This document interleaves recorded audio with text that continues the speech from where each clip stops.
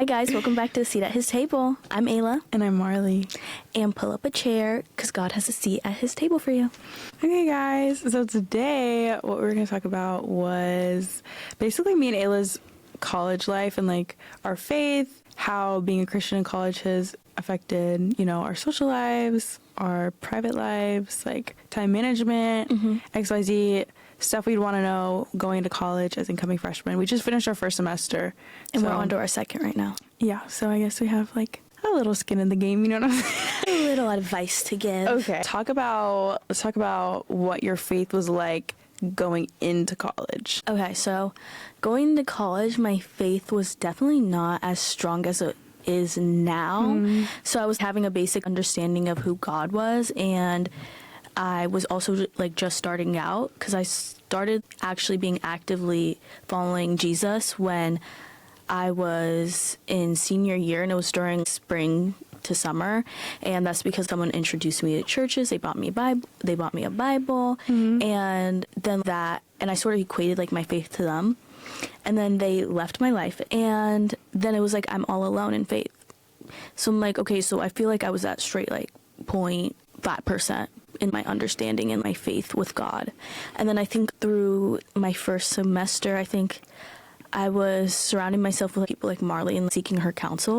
And I think doing that is very like different. That's true. Like every conversation naturally. Like literally last night we were yapping for like 10 hours. We literally started on conspiracy theories because I am a conspiracy theorist on Wait, they're not going to listen to us if you Egypt. say that. No, I'm saying it because No, you're not. She's not a conspiracy theorist on Egypt. She's just very interested in the history of Egypt. Yeah, like ancient Egypt. She's interested in ancient Egypt. I'm very interested in the start of ancient Egypt because the pyramids. Anyway, I'm not gonna go Don't deep talk about into it. that. Don't talk so about we it. start there, and then we get into Genesis. We Deep got diving into about a huge Genesis. theological discussion. But yes, Like Marley clocks me, and I like do the same for Marley, and it's She like, does. but without like being clocked by her, I wouldn't be where I am. And sometimes, like, everybody tells you when you're going into college, like, your life is going to change. You're going to face all these life-changing decisions, like these huge decisions. Having a faith-based friend like Ayla, it makes the world of a difference because when I ask for advice, I'm getting scriptural evidence backing the advice I'm getting. And instead of just if I'm asking a question about a friendship, it's not just, I think you should do this. It's like, I think you should do this. Proverbs XYZ says LMNOP. And then it's like, oh, there's biblical evidence to it, and now I feel confident and emboldened to go do the right thing. Yeah, and I definitely think that I don't think I'm doing it like purposefully. I'm thinking and I'm like, oh shoot, I read about this. That's true. A few days ago, and I'm like, okay, I can use it now. And I think before, like, I was active in my faith like I am now, I always am like, I want to be like that. I remember you talking to me, and you were giving me advice, and you were memorized a quote, and you said it out loud. I'm like, dang, I need to get on that wave. I need to get on wave, because I think that's such a flex. Like, being able to quote scripture just based on... That's true. I do feel proud when I can do like, that is just... That's literally goated. That's a goated trait. What was your faith like when you started at college? Okay. Going into college, I was nervous about how my faith would affect my social life and my convictions. But maybe I wasn't nervous. Maybe I was super confident. And then when I got to college, I was more nervous. Because I think going into college, like, everybody would be like, the college experience, the college experience, the college experience. And I was always never going to have the college experience because of my faith. And I think, like, even in high school, the Lord called me out of that type of experience or that type of lifestyle. So I knew I wasn't going to live like that. But then once I got into college, I realized I think people bond at parties and going out and stuff like that. And you don't have to be under the influence to bond with people, but I felt like I'm missing out on stuff because I don't like enjoy the club. Yeah, I agree. And just know in the beginning of our semester, I was going out and I wasn't getting convicted about... I was too. I mean, I was getting convicted, but no, I don't think I was noticing my conviction. I think that's what it was, maybe. I think I'm the opposite. I think every time I go out, not every time I go out, I think if I go out, I feel like pangs of guilt and it's impossible for me to enjoy my night out. But I think like your conviction is your conviction, right? And so like, I mean, I definitely think there's things in the Bible that explicitly say do not do this. But if God convicts you, like, I don't know what example, don't wear a short skirt. Like if that's your personal conviction and you don't obey that, then the Holy Spirit is going to keep tapping you on the shoulder until you like obey that conviction. And I think my like little my like physical like push you. Yeah. It wasn't a little tap. It was a a heavy straight conviction. push. Is when I'm sitting down with Marley, and I'm like, I was always the say push. this. I always say this, like bring this up. But I was talking to Marley, and I was like, do you think like I represent like God well, or do you think I'm like being a good Christian? Something along the lines of that. And she's like, like. No. I don't know if you said not really, but she didn't say it in like a not really, like in a bad way. She said it in the most nicest little push, but like non-lie that someone could give you. And I remember hearing her answer and be like, no, not really. And I just sat there and I was like, for a quick second, I was just like just looking and thinking about everything that I have done from like August to September. August, the end of just August. It was just Yeah, August. It really wasn't that. It didn't take long for the Lord to call you Yeah. into a deep, intimate relationship with Him, which is amazing. Yeah, that is, yeah. that is amazing. And I'm so thankful, God. Thank you. And so like following Jesus doesn't mean you can't have fun, but it does mean you have to hold yourself to a different standard, and it does mean you have to be set apart. And sometimes that's what holy means, set apart. So sometimes that set apartness can feel isolating, and that's unfortunate, but the Lord will place the people in your life that you need for support, for community. Like, we're built for relationships, so you will find it, but I did find it difficult at the beginning of the year. What speaking about like all the things that we had to deal with, what was your objective to find a God-fearing friend? I mean, not a God-fearing friend, but a God-fearing roommate. And was that like on the top of your list? So literally, this is interesting because when I was talking to my friends about finding a roommate, this is before Ayla and I are roommates, by the way. Oh yeah, we're roommates. This is before I met Ayla, talked to Ayla, anything. We're like, there's like a Spelman class of 2029 page, and you can post on it. So people can find you on that page, reach you, DM you, like blah, blah, blah. And so me and two of my friends who were going to Spelman that I had known ahead of time were like, are you DMing anybody? How are you going to reach out to people? Da, da, da. And my friends are like, I hope she's cute and we can take pictures together, or we can go be friends, and da, da, da. And I'm thinking about this stuff. Yeah, that's important, and blah, blah, blah. But also, I'm I'm very introverted. Like, some people think I'm like, I don't think she's introverted. okay, well, you live with me. So No, I think I'm more introverted than you are. I think, no. Okay, well, anyway, some people think I'm like off-putting, but I'm genuinely, I'm is just a little scared of you. off-putting. That's it. No, because she has an RBF, so she's I like, do. like when Marley Yeah. and I first shared a room, I thought she like didn't like me. Well- I never told you this, Marley. I thought you didn't like me, and it was so awkward for me in the beginning because I was like, why is this so awkward? I think I'm just like scared, and I just don't like. I am very protective of who I become friends with, because I know once I become friends with someone, I'm going to be 100% invested in that relationship and give my all to that friendship. So I'm very particular about that. But I'm also kind of introverted, kind of off-putting, because I'm a little bit like, kept to myself. Anyway, so with that being said, with the roommate situation, I didn't DM anybody. I literally did not reach out to anyone. A few people reached out to me. I was like, thank God that people are reaching out to me, because I was so scared to ask people to, because like the way you ask someone to be your roommate, you're sliding into people's DMs. Like, No, basically. It's like, wait, let me hey, tell girl, you this. To you're really seniors, cute. Incoming seniors getting It's ready for awkward. college. It's literally like you are blind dating people, and you're just picking and trying. I was like, I'm not doing it. Anyway, so I was just like, let me just give it to God. I was like, God, please, please, please, please, please let her know you. Let her have a relationship with you. And so that was literally my only prayer. And then Ayla reached out. I think Ayla was the first person to reach out. Or maybe I think she was the first person to reach out to me.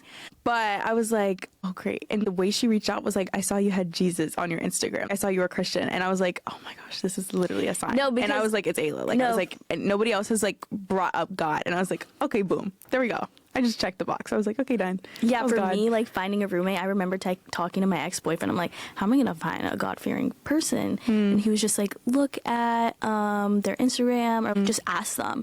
And then I was looking at people's bios. I'm like, what's AGTG? I'm like, what does that mean? I don't know what that means. That's so funny. And then I was hey, I don't have that in my bio. No, you don't have that, but Okay, I'm just okay. saying. That's funny, And though. so then I was like, Marley, I actually don't know how I found you, because you didn't post on the thing. You didn't I post didn't on it post yet. until summer. So I think I was either... Yeah, how did people find? That was all the Lord, because I put no effort into finding a roommate. No, I think this is what it was. I was putting my think life. the 29 page followed you. Like, they only It followed a did. few people. So They I was followed like, me early I was on, so you were like, looking, yeah. scrolling through the following, because I'm like, no one's posting right now. So I'm just looking through the following. And then I see you, and I'm like, she's so cute.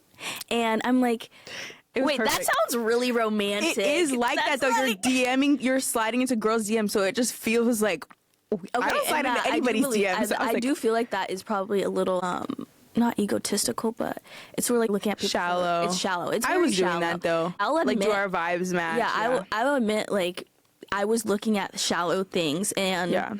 I remember looking at Marley. I was like, I just want someone who, like, it's my vibe. I just want a girly girl. Yeah. And so I'm looking at Marley. I'm like, okay, she's a girly girl, For and sure. she has a cute smile. So I'm So like, cute. She likes me, guys. I have a little crush. So I don't have a little crush. I love my future man. Oh. But all I'm trying to say is that I was looking, like, and DMing Yes. people, and also DMing people, it was so shallow. And It was also, like, you don't know anybody's personality on like, I don't think me and Ayla really knew each other until we started FaceTiming. yeah, no, So I that we didn't did. insinuate that. Marley insinuated that, and she was like, okay, you want to talk now? And Yeah, because I was like, I'm not gonna just DM this person. I was like, she could be crazy, and I like wouldn't know. So I was, we need to talk on the phone. You know what I mean? yeah, and so we start talking, and we're like, I think the vibes were good. The vibes were good. I mean, obviously a little awkward at first, but we clicked pretty much. Yeah, and then We we were yapping. We were talking. I don't think we were yapping like we yap now, but it was like a I conversation. think we're both yappers though, so it kind of worked. Yeah, and I think we started talking. I was like, do you have a boyfriend? Because I had a boyfriend, and I was like, I don't. Oh, that was another thing to worry people about. are like weird about boyfriends. So I'm like, do you have a boyfriend? Yeah. And she's like, I was so she scared was to tell her. so scared to answer, and she was like, yes, I do. And I was like, okay, I have one too. She was like, I was like, oh, she was like thank a God. big sigh. She was like, thank you. And then I was like, do you have any siblings? She was like, I'm an only The child. questions I'm She scared was of. like, I'm an only child. She's like, but don't think anything of that I'm an only child. And I'm like, okay, like I never. Because I feel like people like think like only child like doesn't clean up after themselves, is a brat, like doesn't share. I don't share, but other than that, like, or I share like clothes, but I don't share food. I just don't think I never got that only child stigma because I've been around only children and they're like gosh. fine. To I'm me. always scared to like if I meet someone new, I'm always scared to tell them. They ask me, "Do you have any siblings?" I'm always scared to be like, "No, I'm an only child," because everybody's like, "Oh, you must be a brat. You must be self-centered. Da, da, da, You must be spoiled." Blah blah blah. Yeah, But- I don't like eating family stuff. But back to me and Marley. Oh yeah, Like figuring out if we're important gonna be things. roommates. I think off of the third day, Marley was like, "Okay, do you want to be my roommate?" And I was like, "Yeah, sure." And so yeah, then it was really natural. it was I don't really know. we I did wasn't that. kind of stressed Were you like about it. nervous about when you were texting me, DMing me, or Yeah. getting to know me? Were you nervous? What Or do you nervous to mean? text me in that way? Did you have any reserves? Oh, you didn't? Did you have a feeling that I was your Yeah. roommate? You did? Yeah, because I also wasn't reaching out to people, right? So I was like, I just got to take what I can get. But not that you're like what I could get. But I was like, this is perfect. I was like, this is like a great sign. She brought up God in the first text. So I was like, this is an answer to my prayer. So I was like, Lord, if it is, it is. And I just felt peace over deciding that. And I would always talk to my friends, like, I think me and Ayla are going to get along really well. Like, that's what I was always saying. Like, I was nervous because my Really? parents were like, Ayla, she's the only child. And I'm like, I don't care what you're saying. I know she's the only child. I'm still going to do it. And they're like, okay. With roommates, like, people are always like, don't room with an only child. Which, like, I mean, it's a fair. I think I've met some terrible only children that I wouldn't want to room with. But, like, that's why I'm always like, don't think that I'm, like, messy because of that. But I am messy, actually, on my own. But, like, in our roommate, I feel like in our room, like, our room is pristine. Yeah, I think our room's very nice. Yeah. One thing I would say about like finding a roommate is I didn't do this, but this is one thing I wish I did, not to like change the outcome, but I wish I did pray about before it. yeah. Like I didn't pray. I don't think I prayed before, and I don't think I prayed like when I like during it and like, is this right? I wish that's what I would do. And I wish I did talk about, I mean, I guess I wouldn't be able to answer some things. I think, because I was going to say, I wish we could talk like more about. I think we did talk about faith, though, in some of our FaceTimes. And I think also, like, both of us, or maybe it was me. No, we were both trying to get to know each other, so we would share about our past and stuff. Like, I feel like we were having pretty, like, you know, Like not deep, but like, no, I think it was deep. yeah. Oh, yeah, we low-key did get deep pretty early on. And I feel like that made me excited. And she was like, I want to have a prayer board in our room, which I don't think we ever did. We never did, but we're like, doing prayer jars. there we go. But her saying that gave me a lot of confidence in it. And I think I was so scared of room. Like, maybe that's an only child too thing. Like, I never lived with anybody before. So I was so nervous about that decision. I was like, I have to bring this to God. I only want whoever he's going to pick. And look what came out of it. So it's perfect. But yeah, I definitely think initially, living with someone was like very weird to me. Now I'm used to it. It's okay. Yeah. Oh, I like shared a room with my sister for I think up till maybe middle school. So I've been like- with sharing someone, Yeah, I know. living with a room for someone. So I thought it wasn't like a big deal. I was like, okay, I'm sharing with someone. I don't think did. like there's not a time where I really wish like, oh, I could like live a single. I think living in a single this is actually one advice that I would give. I don't care like if you're introverted, unless you truly know that you can't handle it.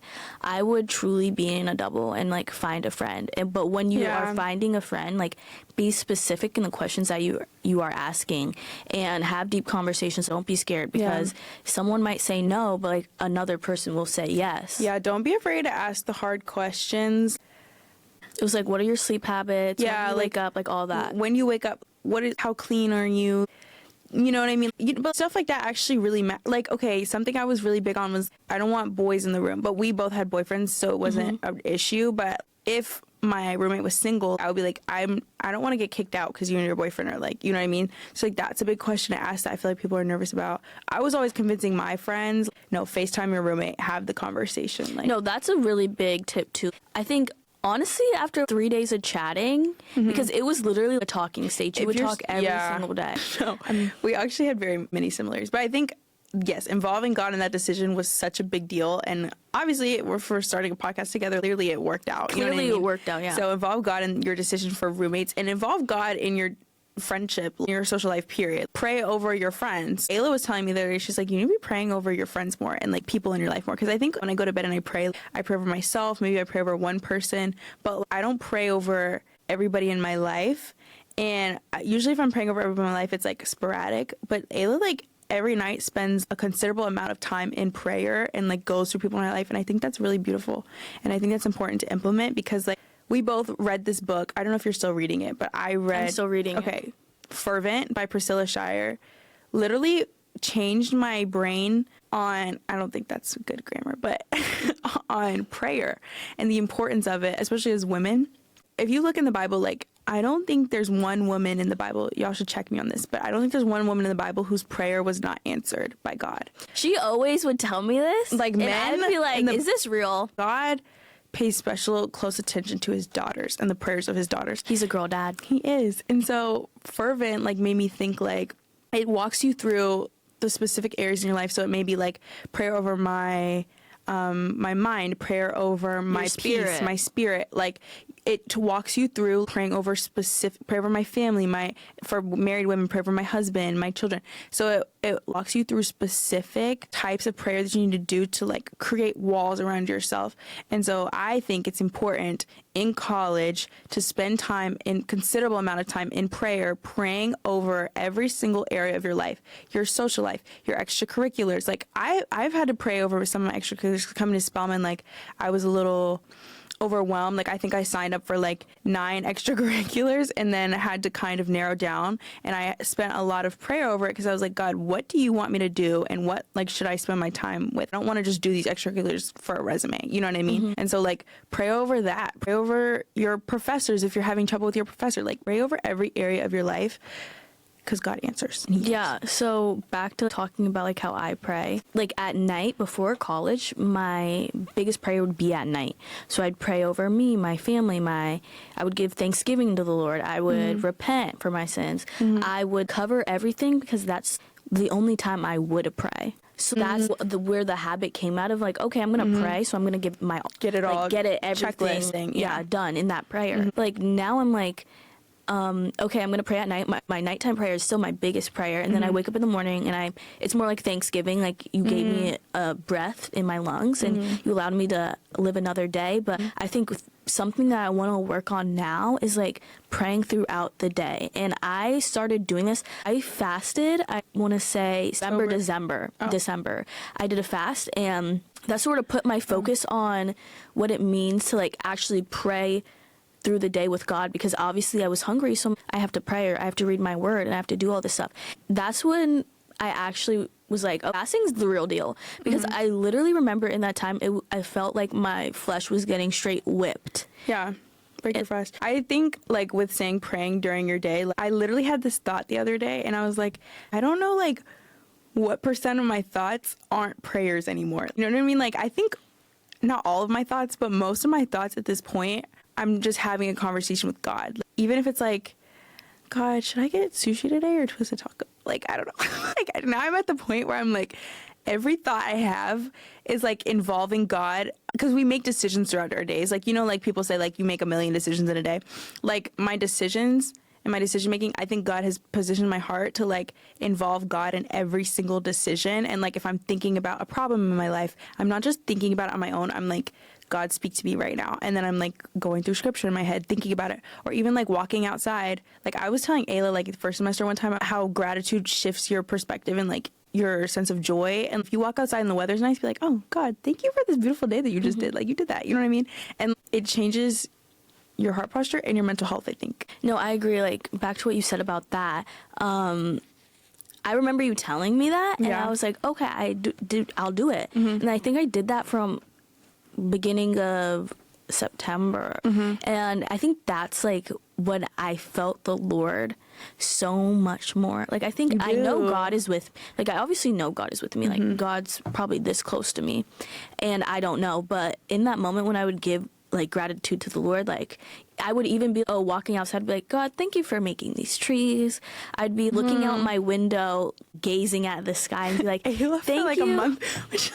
No, I was going through a hard time. This girl's just sitting on her bed, staring out the window. Yeah, I but would in just- prayer. But it No, I wasn't. It wasn't in prayer. It would just be my mind silent, and I would watch.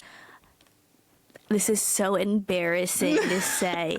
I would literally watch the spider that had a web outside. Oh, she was talking about this. I was like, okay, like, And I'd be like, it's time to come outside, Ayla. It would entertain me so much because I was going through a lot. She And was- I was just yeah. looking at the spiders. And I was like, thank you for the spiders. Thank you for the squirrels outside my window. This was a transformative period. It was a transformative period. Yes. And I think this is what I wanted to say. How do you think God has allowed you to grow and to shift your perspectives throughout you getting closer to him, like in the last semester and now?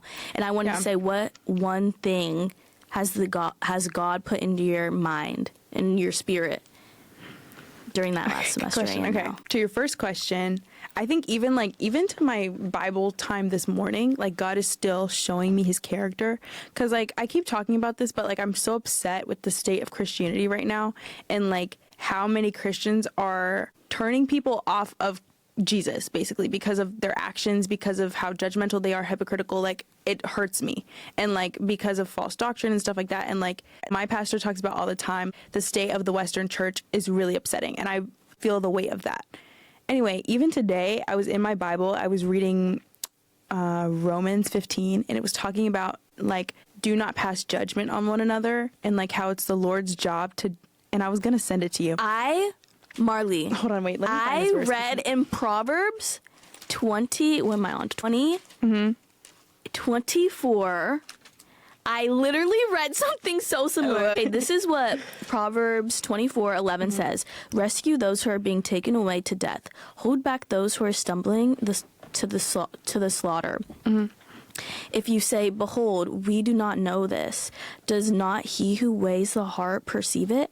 Does not he who keeps watch over your soul know it? And will he not repay man according to his work? And it's talking about, we talked about this in church, like saving people and like the unbelief. This is Saving in the Proverbs, unbeliever or the yeah. lukewarm is what me and Ayla have been talking about But- for a long time. But this Proverbs 24 verse 11 to 12 is talking about us as believers. Who are we to not save an unbeliever from walking to death and to hell? Like, when we see Who someone, are you to not share the gospel Yeah, if and- you know the good news? exactly. Yeah. So like, that is actually insane that we read something similar That's and you bring crazy. that up right now. Okay, so I was reading Romans, I read 14, 15, and 16 this morning. Romans 14:1 says, as for the one who is weak in faith, so the lukewarm person, or the one with no faith, welcome him, but not to quarrel over opinions. Let not the one who abstains pass judgment on the one who eats, for God has welcomed him. Who are you to pass judgment on the servant of another? It is before his own master that he stands or falls, and he will be upheld, for the Lord is able to make him stand. And I was like, oh my gosh, because I've also been feeling weight of people in my life that I feel are lukewarm and feeling like I have to control their faith and that's not my burden to carry. And it literally said, he will be upheld, for the Lord is able to make him stand, the one who's weak in faith. And I was like, oh my gosh, God, thank you for sharing that with me, because I was so stressed out about all these people's faith in my life. Like, I think like we're both sociology majors, but I think I'm a sociology major because I care about people's backgrounds and what makes them the way they are. And what makes them tick. What makes them, if they're angry, my first thing, or like they act out, my first question is, well, what was their childhood like what, what do they go, like that's like just how my brain works, and I love thinking like that. And so in my spiritual life, I'm always like deeply empathetic about people's faiths and very concerned with people's faiths and like how their faith is moving. And so the Lord today gifted me with like, the Lord makes them stand. It's not your job to pass judgment on one another. It's not your job to carry their faith. Like, you be the light and you show them the fruit that Jesus has given you, but like, the Lord makes people stand. And I was like, oh my gosh, that's crazy. And then to your second question, what was your second question? My second question is, what has God placed like in your heart or your spirit, like through the first semester or the second semester that like you never thought of, or really? So many things. I think right now in my life, the Lord is calling me to silence, but not in the way, like, obviously I'm on a podcast talking, so not like that, but like he's calling me to silence in like terms of Exodus 14, the Lord will fight for you and you have only to be silent. So like, he's kind of calling me to rest and being like silent as like a form of rest, because he's fighting my battles for me. And like, that's not to say like be passive and don't do anything. Obviously work on yourself and grow, but like the Lord's fighting my battles for me. And I think like with the word rest, I think God showed me like rest does not mean lying on your bed and scrolling through TikTok for an hour, because it's not real rest. Like, real rest is going on a hike with your friends. I went on a hike with my friends last semester, and it felt very restful and peaceful, and I felt connected with God. I was thinking about God. It felt restful. Or doing, a workout or like deep stretch class, or like going out, cooking, baking. I'm really interested in gardening. Like, those things are rest for the soul. You know what I mean? And what does rest mean? And resting in the fact that God will fight your battles for you. That ate. Thanks, Amazing girl. answer. Okay, wait, you go. So for me, I believe that God is showing me, one, how to like be a believer. I think I didn't have the foundation that you had, Marley, because Marley went to like a Christian school. Since I was 4 years old, Since she was 4 years old, and I went to Christian like daycare, Christian pre-K, kindergarten, and then I didn't do that from first grade to 12th grade. So, and I found my faith in the Lord senior year. So I'm over here like, how do I do this? Like fasting, like all that stuff, just to understand who he is. And I think he has transformed my understanding of him in such an amazing way. I used to think before coming to Spelman that God was just this not imaginable figure, because I know God is real, but he's something that is so, I don't even know how to describe it. Far away, is that what you thought? Yeah, like far away, like he's just up in the sky, like doing stuff. Like that is an idea that some people had, is God just was involved in creation, but he doesn't involve himself with our personal lives. But I don't believe that's true. That's what people act when they are new to the faith, though. I feel like sometimes they don't realize that God is personally involved with every detail in your life. Yeah, okay, yeah, you answered that perfectly. Okay. And so now I see him, Marley and I were literally talking about this yesterday. It's crazy how our conversation yesterday is feeding into here. But I literally see God as my father, and I literally look at him in such a, like, people say I have childlike faith, but I like actually feel like me and God, like obviously he's my father, he's my heavenly father, he's my father. He created me in my mother's womb before anyone knew me. Just like seeing him in that way, I don't think like I'm smiling right now. It transforms your that faith. Literally, I don't think you guys know. Like if you know, you know. I hope people know. I hope everyone in the world knows. That's what I pray every night, that everyone exalts his name. But literally seeing God as my father has made my life so much better. Even I went to an Atlanta Falcons game. No, I was talking to Marley. I was talking to my other friend for months about, I want to go to Atlanta's Falcons game. I never been to an NFL game. One day randomly, my friend calls me and she's like, do you want to go to Atlanta Falcons game? I'm like, this is right when I wake up. No, I wake up. So I answer the call and they're like, do you want to go to Atlanta's Falcons game? Sign me up. What do you mean? Yes, I've been like asking this forever.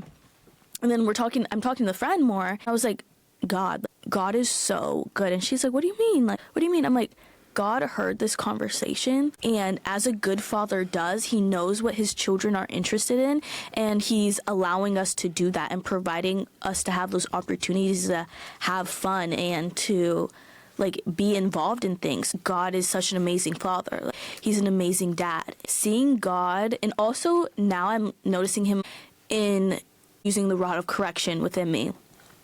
Like, he's just such an amazing, and I don't know how to describe like his correction. I think yes, it's hard. Like It will hurt you. That his correction will hurt you. Yeah, living in sin will hurt you, but it's for your ultimate protection and betterment, and it's out of love. Like, it's if your loving father sees his kid, you know, addicted to drugs and throwing his life away, the loving father puts the kid in rehab. Okay, despite what that child wants. Despite what the child wants, and the kid may be kicking and screaming, going to rehab, and be in a lot of pain.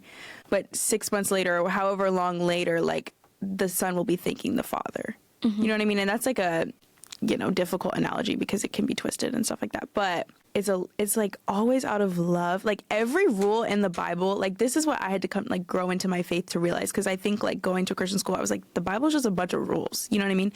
But, like, growing in my faith, I realized every rule in the Bible is for our protection. It is literally to protect me. God doesn't need He didn't write the Bible just to write it. He literally wrote it because he loves us so much. God is self-sufficient, though. Like, he doesn't need your obedience. I need my obedience. Does that make sense? I need it for my faith and for, like, my betterment. I need it to save my life. The Lord doesn't, you know what I mean? His life is already saved. He's good. Every single rule in the Bible is so that I'm protected and so that I'm walking aligned with him, closer to him, safer with him in his will. And that's been, like, yeah, looking at God as a dad, it will change your life. It changes everything. And I used to think that's so weird, but another book plug that you should read, The Shack. Like, read The Shack. That's what Molly said, and I watched it while I was getting my hair done. I was like, I need to read the book. Don't watch the movie before you read it. Like, read the book. The Shack is so good. Like, it's so good. It changed my view of God, because I was like, no, he really is, like, your father. He really does love you and know every detail about you, everything about you, and still loves and cares about you. He says, have a childlike faith because you are his child. Like, no, God is so good. It's a great book. And it's so good. Literally the other day I was thinking, like, I'm going to answer my other questions after I say this. But what I was thinking was, what happened to me during the beginning of the semester, how would that look like without God?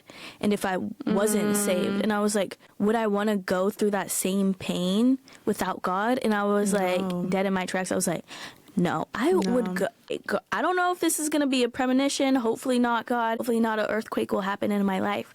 But any pain that I have experienced without God, I don't, like it. None of the pain that I felt in the beginning of the semester with God is comparable to any of the pain that I had before. I think going through struggles with God, even though it's so hard, but just like leaning on him and trusting on him and knowing that God is good and like speaking these truths over you. Like, yes, I doubt a lot and I am like struggling and I like have overcame that, but I overcame it because of God. And like God was within me and God was working within me for his better good, for my better good. And so, like, knowing that, yes, I'll have, like, pain and I'll struggle, but, like, I'm struggling with the Lord.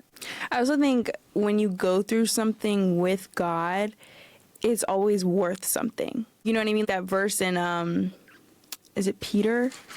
And it's like, we go through pain because pain produces perseverance, which produces endurance and character and da-da-da. Like, God will never put you through something with no intention behind it. God is so intentional. Everything I've walked through that I've leaned on God to get through, I've walked out of a better person and a better version of myself and been like, dang, like, I don't know if I would be as mature, as discerning had I not gone through that. This is not to say I'm at the peak of discernment, because I think God has a lot more work to do with me. But the pain that God puts us through, well, God doesn't bring pain, but the pain that God uses is always used for, like, such a great purpose and makes us people that we're praying to be. You know what I mean?